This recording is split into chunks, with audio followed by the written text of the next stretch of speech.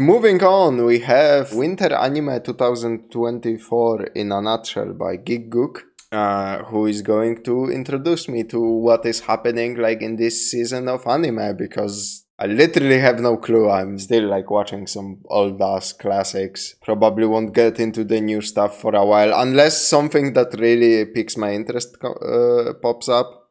I know they announced a second season to Dorohedoro, and I am really interested in Dorohedoro. I really liked the first season, so maybe that I will watch. But like right now, I'm not watching anything that came out like last year or is still coming out. Yeah, let's see what's happening in the world of anime, I With guess. the banger year we've just had, 2024 has a lot to live up to. You're following a year that gave us moments that are going to be remembered for a long time to come, with iconic quotes that will live on in the hearts of anime fans, inspiring lines such as and of course, kill yourself. Truly moving phrases that the anime community have taken and made their own. But what else has this new year got in store for us? Well, for once, we're not buried under a cascade of high-profile sequels. There's Classroom of the Elite. Tsukimichi is apparently one of the best isekai I haven't finished yet that I need to. One of the best romances of last year is back with The Dangers in My Heart, looking like it's only going to get even better from there. Mashal Season 2. Now, I know what you're all thinking. Are we going to see more of the most iconic role in anime?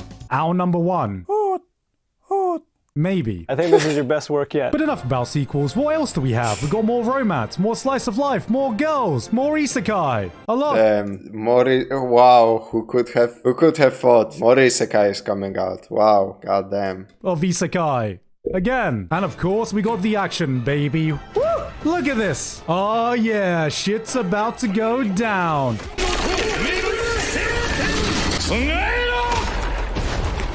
Oh, he's about to fuck shit up. Wow.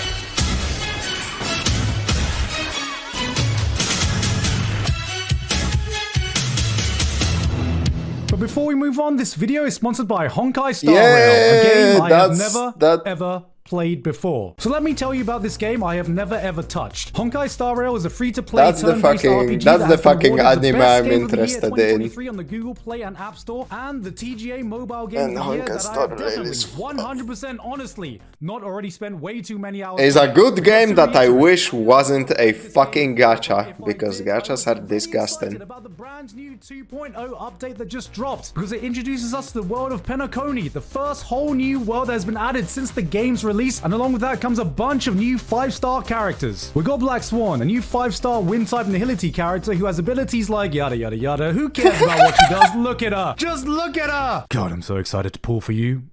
You know, is what I would be saying if I played the game. But we also got Sparkle, a new mischievous little girl who's a 5-star quantum-type Harmony character that will fit perfectly into my hypothetical roster because I barely have any hypothetical Harmony characters in it. There's also a bunch of new exciting updates, including new scenes, new characters, and if you log in now, there are 10 free warps awaiting you, and another 10 for logging in for 7 days, and you can claim a free 5-star limited character Dr. Ratio 2. But wait, there's more! Click that link in the description to download the game today, and you can use the code on screen for an extra 50 Stellar Jades. Hold on a second, I just got to note down this code. Thank you very much to Hoyoverse and Honkai Star. That's like literally nothing. What the fuck? 50 Stellar Jade? That's literally nothing, man. Back what? to the video. Damn. Damn, they are fucking stingy with premium currency. Holy shit. Honey, is there a way to unvirginify ourselves? Well, it's official, guys. While us decrepit sex havers were busy enacting coitus, these damn virgins were secretly getting wizard powers. I'm sorry to say, weebs, but I've let you down. But the fight is not over. You can finish what I couldn't accomplish. Okay, so our guy here has the ability to read minds by touching people because he's a virgin, but the catch-22 is, the man is such a giga virgin that he can't ever touch anyone except for Oh, it's that kind of show. Well, nothing says true bromance like helping your mates lose their virginity, and honestly, how can you complain? My man is really putting the top in top husband material. He's even using the forbidden Eren Yeager technique to rizz up his fellow bro. It's been a while since we've seen a show go full BL bro love, but suffice to say, this is the most homoerotic thing we're gonna see all season.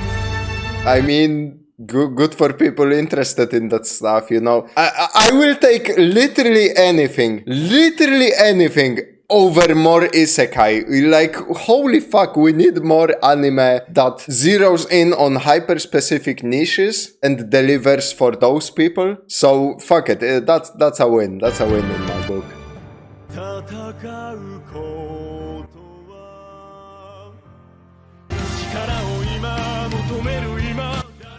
Yo!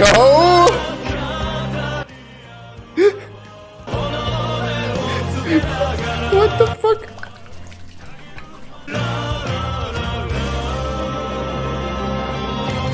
What is happening this season? I think I like men now. After The Witch from Mercury tried to revolutionize the genre, it's good to see mecha going back to its roots. Just gay guys, innit? But on a yes!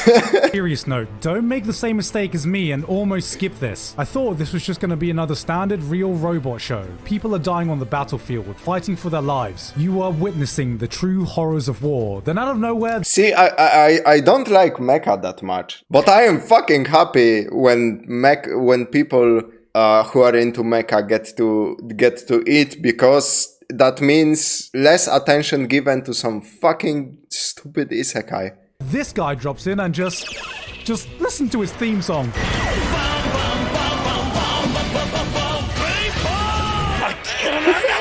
For those of you unfamiliar with mecha, this is like the equivalent of people fighting for survival in the brutal world of Attack on Titan. Then suddenly, All Might drops in. This is what happens when everyone working on the show knows exactly what they are doing. This is a mecha show by mecha fans for mecha fans, with the gun-ho Top Gun bravado that comes with it. Just a bunch of manly men doing manly stuff, saying completely manly things to their fellow manly bros. Yeah, you better win your fight, because I'm coming on your ass, boy.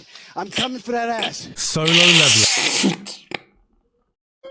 Okay, that mecha anime actually looks fucking interesting. Holy. Okay, this is meant to be the big one this season, and if you've seen my previous video on the manhwa, you'd know that I'm a big fan, and these opening episodes seem decent. They held nothing back when it came to the sheer violence compared to the original webcomic. Hiroyuki Sawano is, as always, bringing the hype with his OST. Animation seems...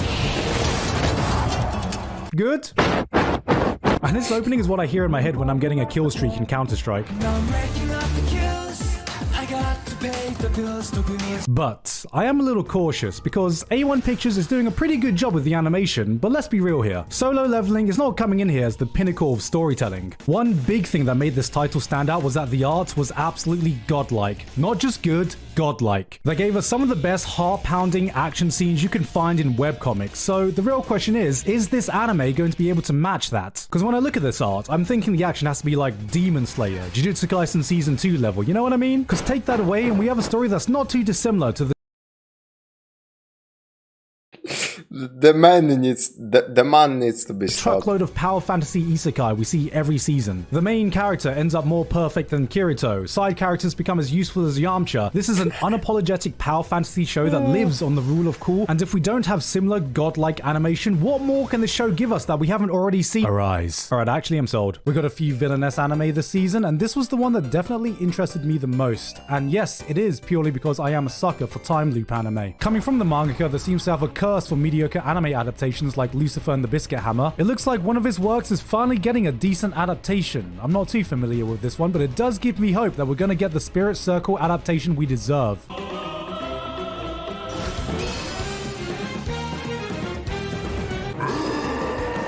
Huh? Account successfully created. You are now signed into Discord.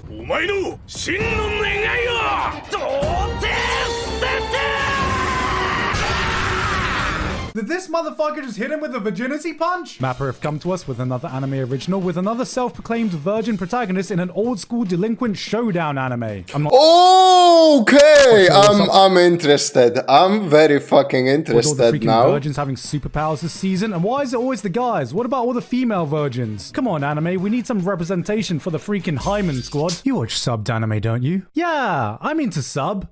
Anime? You mean subbed anime, right? Yeah, sure.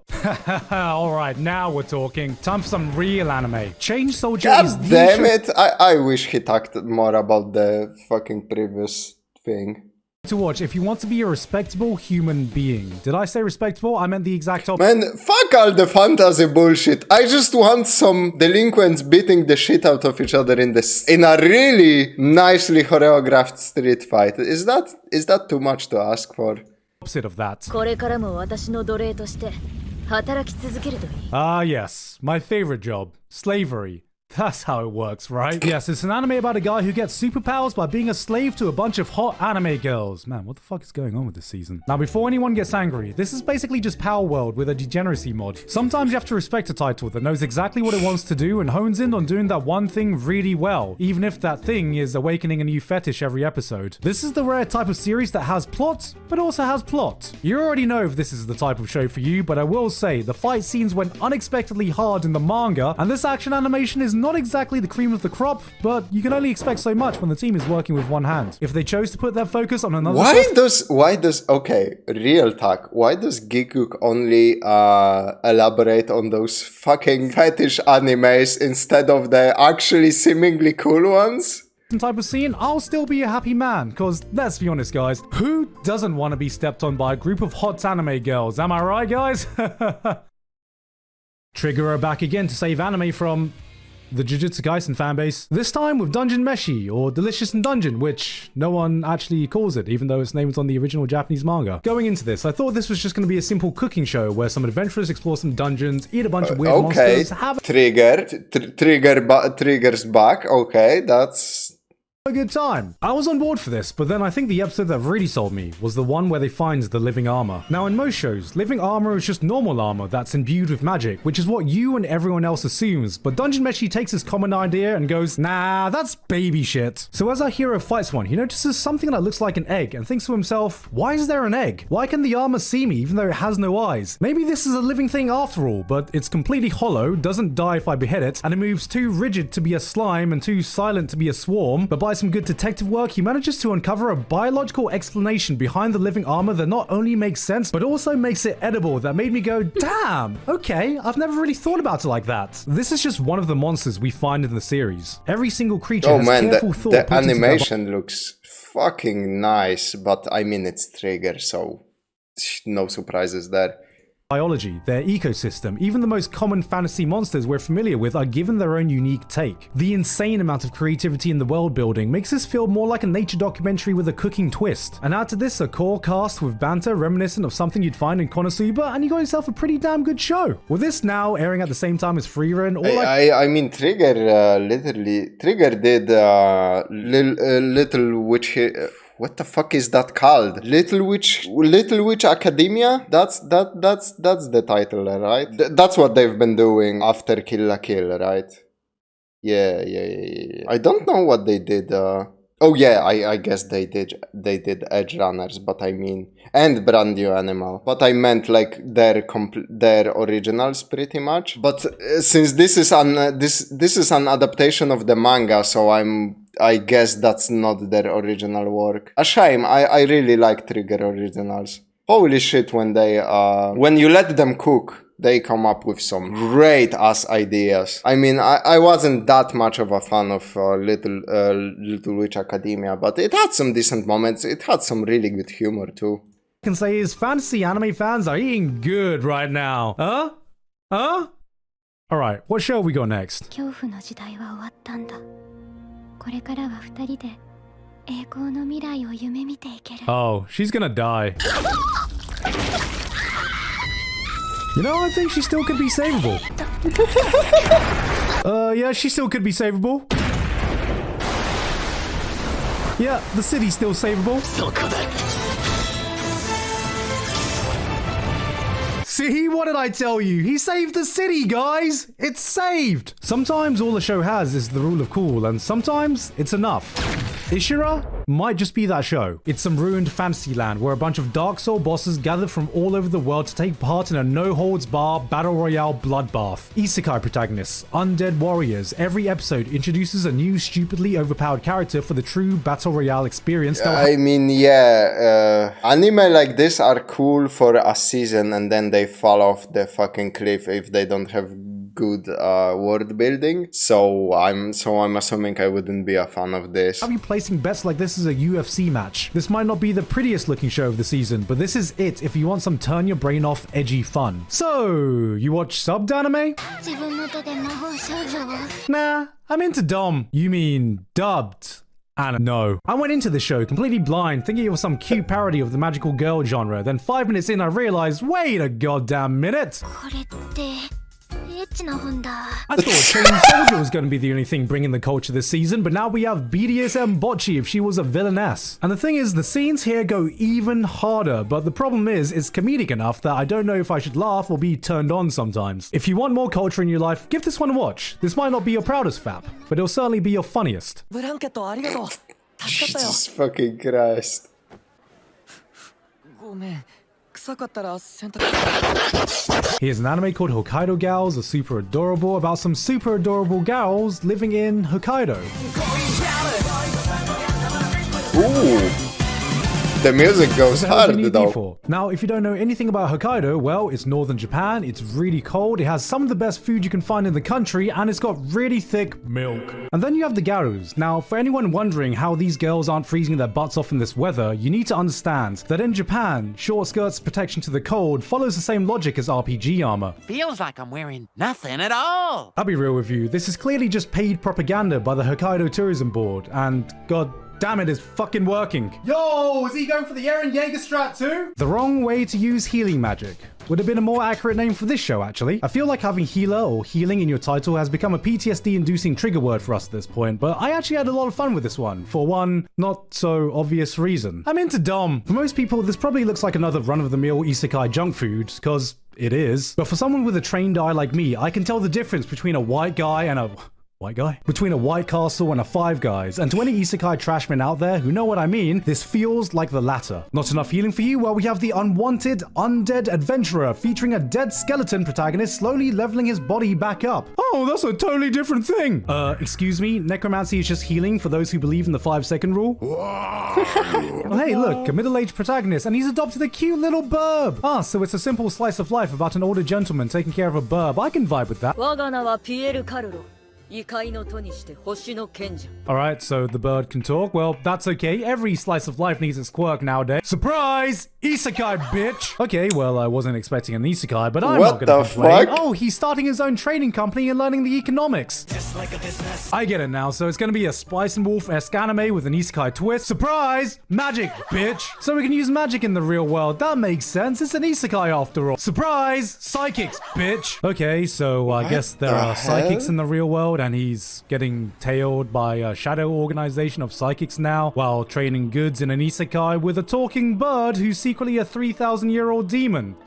This show is amazing. We got ourselves a cute little romance, this time with the most precious cinnamon roll who has trouble communicating because she's deaf, making her the actual, lore-accurate Komi-san. This is honestly goddamn adorable. Oh, I read this? Which one? I haven't seen a story like this since The Silent Voice, but this seems far more on the wholesome side, and it better stay that way, because if anything happens to this girl, I will Too bad the manga was licensed and now you can't find a translation. Huh. be shooting on site. すごい Studio Bones are going through their 25th anniversary and they pulled out all the stops to celebrate. We got a new anime original sci-fi tokusatsu style show that takes place in a world that's a little bit of Blade Runner, a little bit of Carol and Tuesday, with also gay girls in it. I feel like more and more I'm relying on anime original shows to get my sci-fi fix, and this clearly has one of the most intricate and well thought out worlds of the season. And normally Finally! Food on the table! I love the show don't tell approach where I get to discover the world and story as it naturally develops, but this beginning feels like just a bit too much information has been omitted. What are the characters trying to do here? Why are we fighting? Who the hell are these people in the first place? I'ma let it cook because I smell a potential delicious meal coming along, but I hope I at least get a look at the menu soon. 俺は姫のこと Ah, another love confession victim of the goddamn anime firework. The one about the healer. Is it good? Well, you couldn't have picked a more cliche way to start off a romance plotline in your anime, but surely they can't drag this on for too long, right? Look, he clearly likes her, she clearly likes him. This motherfucker traveled to another world for her, and now they're bloody married. They're married, for God's sakes. I've seen anime romance bullshit before, but how long can this possibly take? ほんと佐藤は私のこと好きだね Wait a minute. They actually gave him a second chance? This has never happened before in the history of anime. This is it. She's given him the perfect layup. Bro's got an open goal from 2 yards. There's no way he can fuck this up. もちろん姫は大切な友達だ。 It's okay. I'm calm.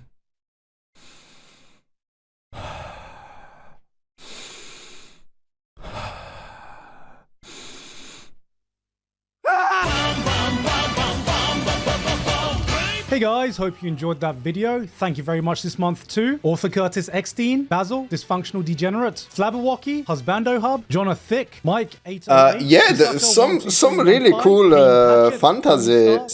fantasy, shows. It seems I might check out some of them. Guys, I hope you're having a happy New Year, even though we're already fucking month but into the that's New Year. It's always a grind for me that first but month. that Cyberpunk Future show though. The winter 2024 That anime video Cyberpunk out Future back show to back. looked But promising. I can go back to my normal schedule now. Anyway, though, I'm going to keep it short today. There's not much more for me to say. I've been Gigguk, and I'll see you.